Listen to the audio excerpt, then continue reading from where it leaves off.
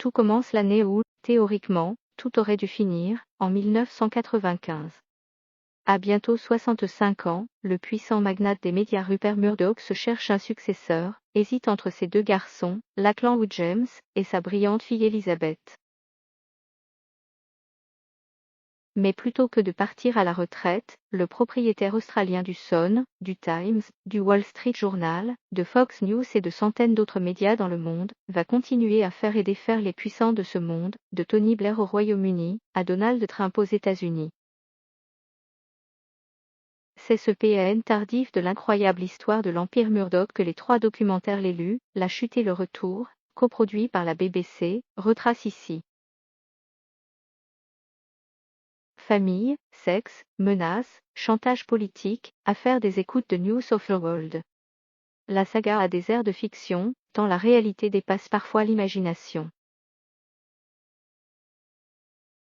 L'élu s'ouvre sur le décor paradisiaque de l'île tropicale d'Ayman, en Australie, propriété de Rupert Murdoch, où, entouré de ses enfants, il reçoit les personnalités influentes du moment. Un des points forts de cette série documentaire réalisée par Jamie Roberts est d'avoir obtenu les témoignages d'acteurs de premier plan pour commenter les images d'archives, comme celui de Léon Thon, bras droit de Rupert Murdoch, qui a travaillé à ses côtés pendant plus de 50 ans. Arbre généalogique. On y entend également des politiques, comme le nationaliste eurosceptique Nigel Farage, Alastair Campbell, l'ancien stratège de Tony Blair, ou Steve Bannon, ancien président du média conspirationniste Breitbart News. On y croise aussi le comédien Hugh Grant, Max Mosley, patron de la F1 mondiale, 1993 à 2009, ou encore des rédacteurs en chef de tabloïds, Andrew Neil pour le Sunday Times, Piers Morgan de News of the World, et plusieurs journalistes. Un arbre généalogique partant de Rupert Murdoch et de ses 3 enfants s'étoffe au fil du documentaire et permet de visualiser les liens tissés entre les sphères politiques et médiatiques, et de comprendre comment la famille Murdoch a pu construire un empire de cette taille en contournant les lois anti-monopole.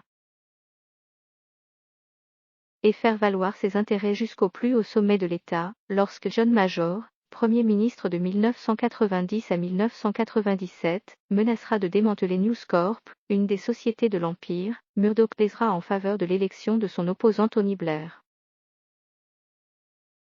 Le début des années 2000 marque l'apogée de l'impunité des tabloïds.